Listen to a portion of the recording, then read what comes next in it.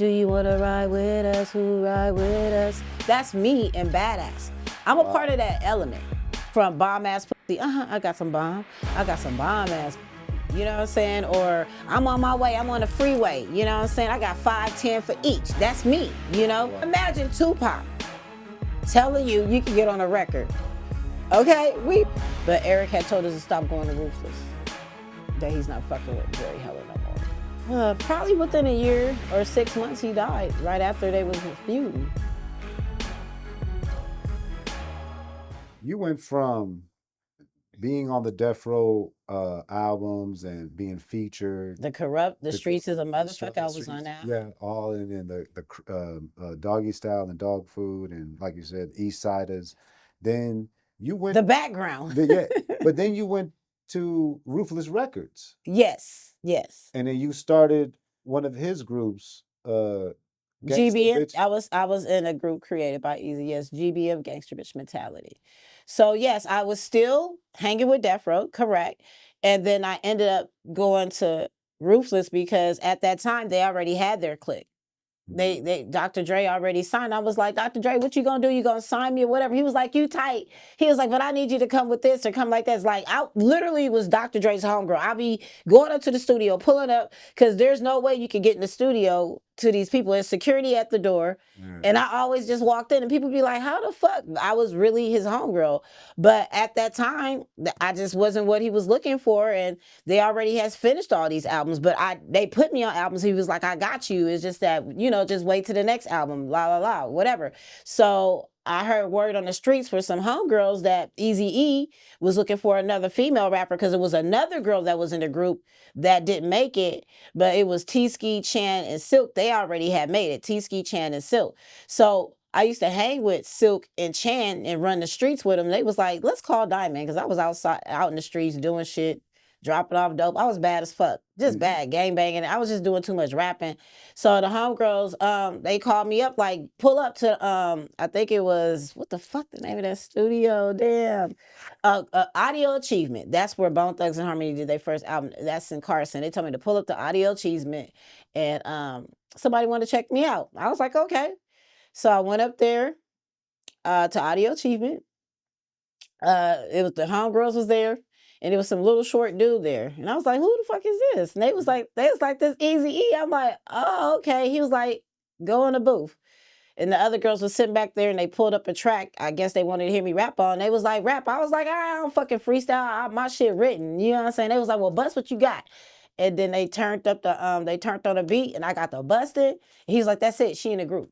Immediately. Because by that time that I was rapping, you got to remember, I was already sharp because I was rapping with Kurupt every day. I was around Kurupt, Snoop, all these guys. I'm always rapping. I just never got put on a song, but I was busted, just busted. So by the time I got to that audition, I bust, I guess, 16 bars. He was like, she in. Eazy-E picked me, Shari Henry was there, Chan, T-Ski, and Silk. And that's how I became in the first girl gangster group called Gangster Bitch Mentality. And we were signed to Ruthless, which is Jerry Heller and Eazy-E before Bone Thugs and Harmony. Eric had told us after the fact that I got in that group that he was headed to Cleveland after I got put on with Eric. And then he fucked with Bone Thugs and Harmony. I think they caught the Greyhound out here. Either way, he had to go meet up with them, and he was recording them, and then we were recording some records, and then the following week, the next thing I know, Eazy-E took us on a quick tour to the Bay Area, to Oakland, and we went on a quick little short Ruthless tour. It was pretty cool. So how was Eazy? Was Eazy a cool guy? What was his energy? He was pretty cool. He just was like, you know, I know, you know, my homeboy Dr. Dre and them, fuck them. He was like, but it'd be smarter for you. He's like, is he paying you? I'm like, no. I was like, but that's still the homeboy. He was like, well, come over here and sign with Ruthless. Eric was pretty much bothered by what happened with NWA because he created NWA. Yeah. So at that time, GBM was created. You got niggas with attitudes. So I guess he created Gangster Bitch Mentality, which was females, because he was like, fuck these niggas, because they all cross me. Yeah. So he had us in all white khakis and chucks and stuff. So he called us Gangster Bitch Mentality. But Eric, this is his second string. NWA was his first team. So that's when he created Bone Thugs and Harmony. Then he had Above the Law. He had Cocaine. He had Abraham, which is the guy Will I Am from Black Eyed Peas. That was his artist too. He had HWA. His name was Abraham? No, the name of the group was called something. It was it was some group, but it was Brownside. He had all these agendas with all these artists. I'm gonna send you a video. But back then Eric was cool. He just made sure we had money. He signed us to Ruthless Records. I got signed and I told Kurupt and him, you know, hey, I just signed, you know, over to Death Row, and Dr. Dre and it was like, damn, you know. And at that time, you signed over to Ruthless. Yeah, I was signed over to Ruthless. And then at that time, I didn't realize that Eazy-E and Dr. Dre was beefing because Eric had just dropped a single dissing them.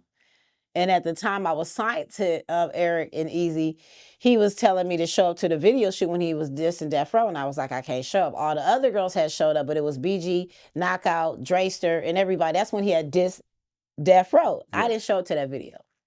Oh, wow. Because I still was cool with the other homies. He was like, her scary ass didn't show up to the video. I was like, no, I just don't want to be in that shit. I said, I'm still ruthless, but I didn't want to be in that video because he was like, motherfuck Snoop, motherfuck Death Row. Like, he went in. So I'm like, whoa, that's a little bit too much because I fuck with Kurupt. I fuck with Dr. Dre. I fuck with Snoop. I fuck with Daz. Those is my homeboys. So I jumped into something and didn't realize Eric was going to start going in. Now, which is Eazy-E, because I want to confuse you. Now, did Death Row, did Snoop, Dre, and Suge, did they feel a certain type of way about you after all of this? I pretty much, Eric snatched me up. I stopped hanging with them. Eventually, when they knew I was signed on Ruthless, it was cool, but it was kind of like, you know what I'm saying? Yeah. I was still cool with them, but I pretty much, he snatched me up. It was a wrap. I was Ruthless. He took me away from them. But at the time when I had my Death Row era with them, before I got with Eric, when they was doing all these swing high, street cherry, remember that song, Let Me Ride? I was in that video with Death Row. I was always over there.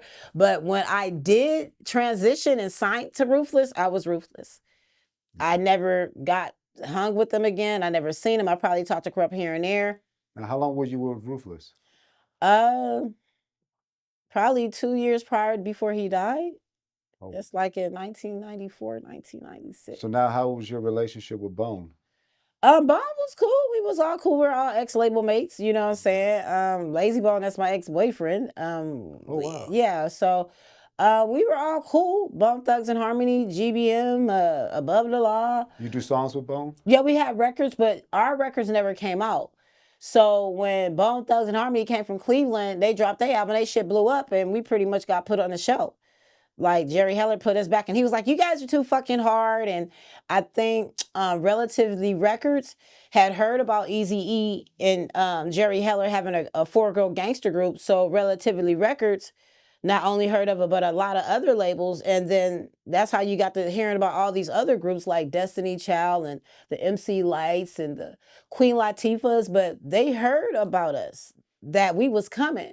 But the way we look, they were just so scared to put us out. Even, I think we was on Ruthless Relativity Records, but they didn't fuck with us. But it just got out there to where the industry started actually fucking with female artists. I feel like we took the loss, you know, but we were before our time. But the way we dressed, they put us on the shelf.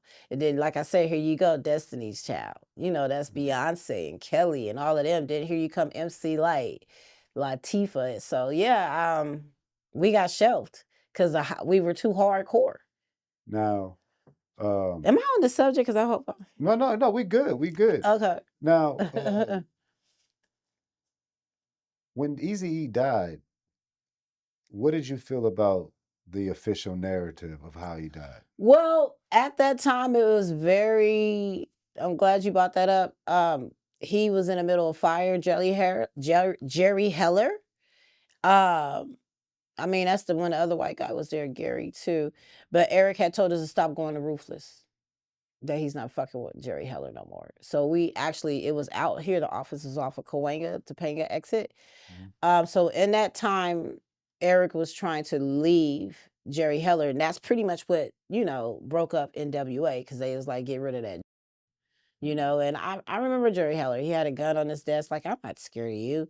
Like, I was like, shut the fuck up, give me my money. But I think at that time everything was going good, but I knew it was some type of tension because he told us not to go up to Ruthless Records no more. So that's exactly what he told. Now he told us, yeah, we met him at other places at the now from Audio the time Achievement. from that time that he told you that, Mm-hmm. how long till his death, from your memory?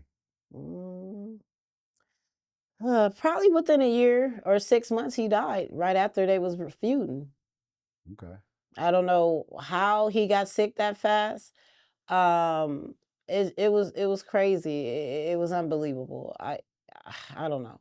And now, how about the wife at the time? Tamika, I didn't see her till we was at the hospital. At Sears Sinai. Then that's when she came in the picture. But I remember, you know, her being around because he had his others baby mamas as well. Mm-hmm. But just when a time when Eazy-E told me to stop going to Ruthless, and I guess he was trying to break away with that situation. And then I don't know. Next thing I know, he was at the hospital. They said about to die. Wow. And I was signed to a dead CEO. And that's when Tamika came in and took over Ruthless, but I was signed to a dead man. Now, did she try to do right with you, or? It's whatever. The people that worked there, you know, whoever she had there as her staff, they were just coming in, you know, transitioning. Nothing really happened. I mean, they were just, you know, responsible for us until they got us out the contract, but they released us, you know. Now, was Dr. Dre and Eazy-E like really? I know they were beefing, but did they kind of make up or have a better relationship? I think Dr. Dre and Eric was always cool because Eazy was. I think he got mad because Suge Knight used to be his bodyguard, and he went and started fucking with Dr. Dre. So that's probably how Dr. Dre knew Suge, because Suge was working for Eazy, and then Suge went over to Dr. Dre like, we need to create our own label. So that's how that happened. So hold on, I don't think anyone's ever said that before. I've never heard that. Yeah, Suge Knight used to work for Eazy. Unbelievable. So how do you think he knew about the game, the Blueprint, which is NWA? He was in that circle, but Suge left for working with Eazy, and because he knew Dr. Drake from NWA, and let's come over here and start our own shit. Because he convinced Dr. Dre when he separated from Eric and they fell out in WA to create Death Row Records. Wow. Yeah, wow. And Suge is the homie. Yeah, that's how that happened. But he used to be Eazy-E's bodyguard. That's why, you know, Eric was never scared of Suge. Because he like, motherfucker, he used to work for me. You know, so even though he's a little guy, but yeah, that's why Eric never feared ever worked with Tupac? Yeah, that's the homeboy, Tupac Machiavelli. Yeah, I have a record with him. Him and the Outlaws, Gaddafi. He's dead. Johnny J. That's on the record that we did called. Tell me some Tupac, some unheard Tupac stories. Oh wow, we got some stories with Tupac. Okay, so yeah, Tupac Machiavelli. We could start from 50 Niggas to Thug Life. You got different eras that Tupac was in, but I used to hang with Tupac. We was at Echoes Studios, and he used to go to the studio a lot. And he'll be like, come up here or meet me at the hotel or whatever. So we used to go to the hotel and meet up with him, and he'll be in the hotel writing his lyrics and shit, and like, listen to this. And me and my homegirl Silk will be listening, whatever. He'd be like, okay, well, y'all gotta leave now. I'm like, why? He's like, I guess he had a female coming. We was like, fuck that shit. We want to hang with Tupac. Yeah. Like, cause I used to hang with him all the time. He'll tell us to come up there and he'll be writing his shit. And I think one night, he had made us leave, and we knew what room he was in. So me and Silk, you know how I'd be like ashes in the ashtray at the hotel? So before we left the room, because we knew Tupac was in a room with some girl or whatever, we took the ashes and threw it right in front of his door. And then the next day he woke up, he was like, the bitches Diamond and Silk did this shit. Why y'all do that? We was like, fuck that nigga. And he was like, come back over here. He was always a good dude, but we used to do like pranks with him, you know what I'm saying? And he was just writing his lyrics and just letting us hear his shit. He was always excited about his rhymes. But back then he could freestyle, but Tupac had paper. And he was writing, he was turning pages and busting. He was like, how that sound? I was like, that's hard. And I get the rapping, blah, blah, blah. And then Silk, we used to literally hang with Tupac. I think that was 50 niggas, because that's the niggas from Milwaukee. 50 niggas is the niggas from Milwaukee. Then Thug Life is the niggas from LA. So yeah, Tupac was something else. He was turned up. It was crazy. I was with him all the way in the timeline to where he was on death row before he got killed. That's when he was at K&M. And my homegirl, Shari Henry, that I used to be under Ruthless Records, told us Tupac is at K&M. Y'all come up there, because he about to go to Vegas, but they want some female rappers on the song. So we went up there. It was Outlaws was up there, and we was at K&M. I ain't gonna never forget that he had hopped out a motherfucking Rolls Royce, because back then, anything Suge had, Tupac like, nigga, I want that shit too. He was the only rapper that stood up to him like, that nigga walked in the studio with Versace and all that, and the homegirl's like, this GBM Gangster Rich Mentality. He was like, oh, you was signed to Eazy-E? We was like, yeah, but our CEO's dead. He was like, you know what? When I come back from Vegas, I'ma fuck with y'all. I was like, okay. He was like, y'all got some verses. So he put up the song, and me and my homegirl Silk, we ran back there so fast to the booth, because he's like, y'all got a verse? When I say we ran to the booth, that shit was so fucking funny. The Outlaws were sitting there like, these bitches is thirsty. Yes, we were. Tupac told us that we could get on the song. Me and Silk was fighting for the mic. They was like, calm down. I was like, no, I got my verse. It was like, I got mine. I was like, okay. He like, y'all good. Bust y'all shit. So the homegirl Silk did hers. Silky Fine, or? Yeah, Silky Fine. Oh. So she did her verse, and then after she did hers, I did mine. And me and Silk walked up there, out that motherfucker like, yep, shit. We did our shit. And then Tupac heard it, and the Outlaws, the homies was just looking. I was like, what, nigga? We did our shit. And the Outlaws, they was sitting there writing their shit. But when I say bitches was ready, we ran so motherfucking fast. I mean, imagine Tupac telling you can get on a record. Okay, we were, and T-Ski was there too. So yeah, we was there with the Outlaws, and Gaddafi. This is before Gaddafi, because Gaddafi got killed before Tupac. Remember that? No, he got right after. So it's right after Tupac, Yeah, right? yeah. So yeah, me was there, all the Outlaws. So it was a song called "Still Breathing," and he did that record purposely. After we did that record, he never came back. He went to Vegas. He's like, I'll be back. I'm gonna fuck with y'all. I couldn't get out the bed for 2 weeks. I was sick. First it was Eazy. He died. I couldn't get out the bed for weeks. You know, Lazy coming over there. We was sick. Like, Eric died. You know what I'm saying? Could you imagine being signed to somebody and they're dead? Now, did y'all all, as label mates, when it happened, did y'all instantly said, damn, Jerry got him?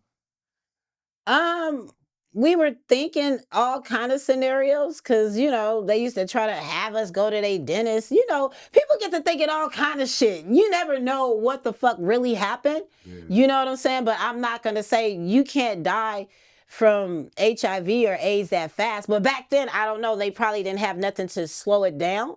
Yeah. So supposedly it was by then it was a cold. Yeah. It came from pneumonia to where he's on his deathbed. He was leaving Jerry Heller, and we was just like, damn, Eric is leaving Ruthless, and now this nigga about to die. You know, of course you're gonna think all kind of shit. We like, because he told me not to come up to Ruthless. It was crazy. People get to thinking all kind of shit, rumors.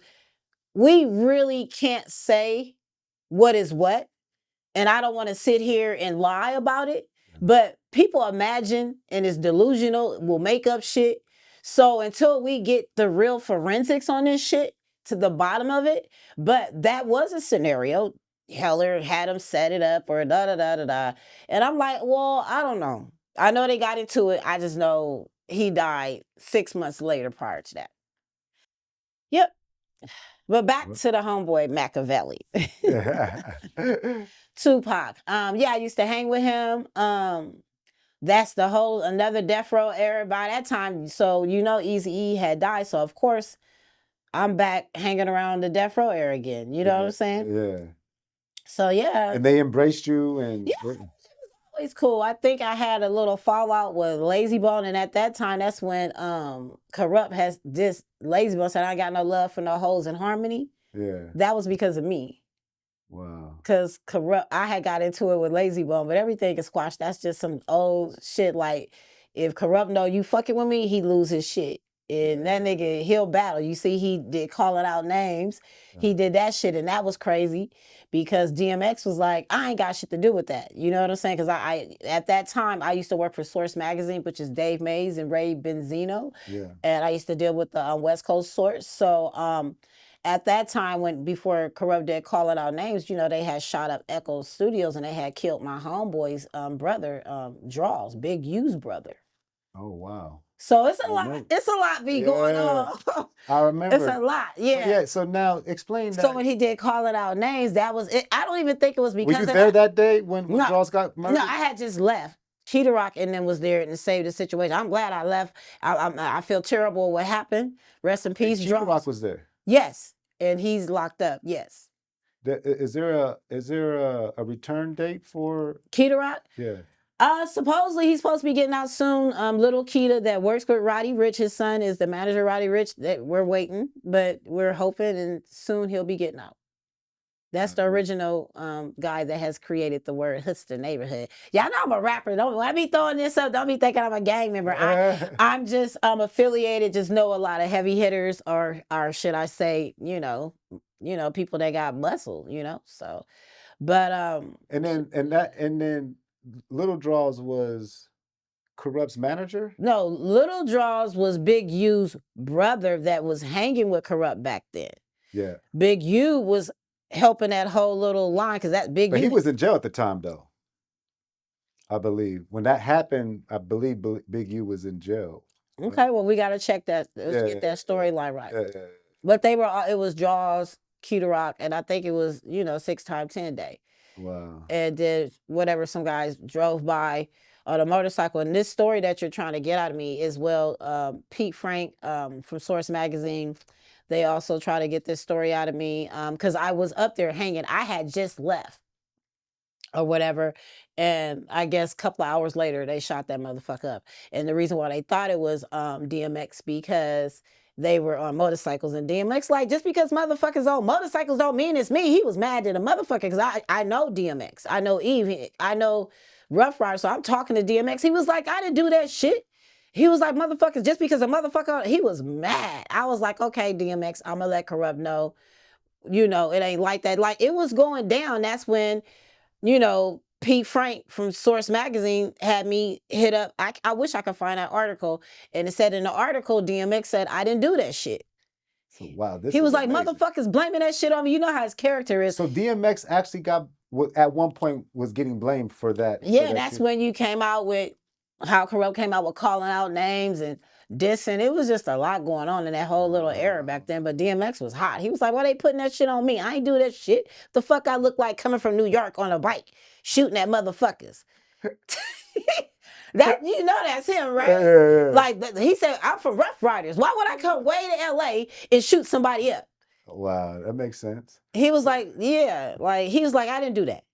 So now, who were some women or behind the scenes contributors that shaped those classic albums but never received proper credit? Of course, the Lady of Rage, and of course, me, Diamond Ice Girl. And I don't mind. Back then, I was just doing music. Music is an element, and an element is anybody that's a part of that song has something to do with the royalties or has the right, like I seen the Grammys. You get a Grammy, homie did crazy, spooky, something hilarious. I'm on Do You Wanna Ride With Us? Who ride with us? Yeah, do you wanna ride with us? Who ride with us? That's me and Badass. I'm a part of that element. Yeah. You're on classics. Your girl. Did you get credit for all these records too? No. Suge didn't put my credit back then. They paid me for a performance, but let me say something. It's my voice. I know it was me. From bomb ass pussy. I got some bomb. I got some bomb ass pussy. You know what I'm saying? Or I'm on my way. I'm on the freeway. You know what I'm saying? I got 5, 10 for each. That's me. Wow. Just being the element of the West Coast sound that I have always been a part of, I have not got a Grammy. I have not got appreciated. But Kurupt, Snoop, Daz, Warren G. Snoop was, and then Diamond come running across. This before I even knew her. my homeboy Kurupt can rap too. What's up? Right. It's like she banging. So Right. like what's up? Like what y'all want to do? Right. And you know, Diamond back then was just mouth of the South. All she did talk about Kurupt. Kurupt. I see y'all Long Beach. Y'all all right, but y'all can't mess with Kurupt. You know what I'm saying? And that, next thing you know, the battle started. Them dudes have always been respectable, 10 toes down. They have always gave me my prop, and I really appreciate them and love them all for just, you know, when you hear interviews, they be like, Diamonds, fuck that. Sheila, like, it don't matter how big of stars that they got, they've always gave me my credit. But I just feel like, you know, because I'm a main portion or a reason why the West Coast sound is where it's at, other than me being a rapper, like I said, I'm a part of the West Coast element. And that's anybody that's a part of that song to make it sound the way it sounds. Period. So I just feel like most definitely I'm due a Grammy. I'm gonna register with the Recording Academy and, you know, get about my business. I'm just not bitter. The Lady of Rage, she's one of the top 100 female rappers in the world.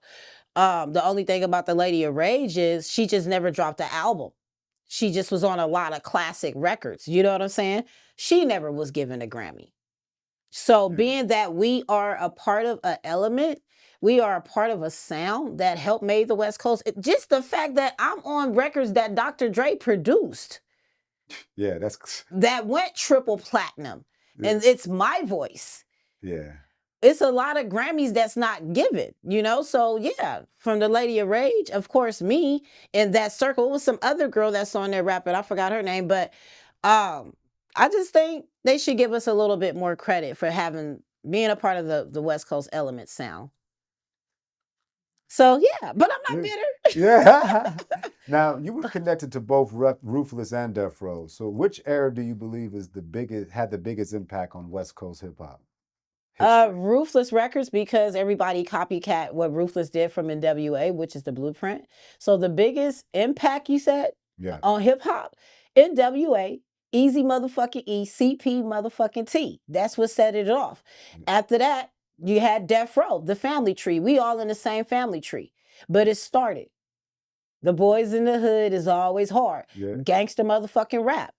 Fuck the police, NWA. Yep. Then you came with Murder Was the Case That They Gave Me. Snoop motherfucking Dogg, Death Row. He learned from the blueprint. So the most infamous sound, the most gangsterous, the way to do it from the family tree, it started from Ruthless Records. Easy motherfucking E, whether that motherfucker was off, whether he couldn't rap, that motherfucker created NWA, which was MC Ren, Dr. Dre, Yella, all the motherfuckers. Ice Cube. They are the original blueprint of West Coast rap. And then it extended. Goddamn, I'm glad you said it. This nigga mad at Easy. You feel me? Then Easy, he mad over there, Dr. Dre. They get to dissing each other. So it's still all the same family tree. To this day, I'm so happy. Kurupt, Bone Thugs and Harmony, Death Row, Ruthless. Anybody that's from Ruthless, we all get along now, you know? But it started. The original family tree is Ruthless Records. NWA, Easy motherfucking E, CP motherfucking T. And I ain't even from Compton. I'm from South Central. Eric, he signed me. I was a Los Angeles female. He was like, oh, you gotta be from Compton. That he didn't give a fuck. He was just looking for some gangster bitches that's really active. And I got signed to Eric Wright. So now. And he needs a Grammy. And he needs a star. That part.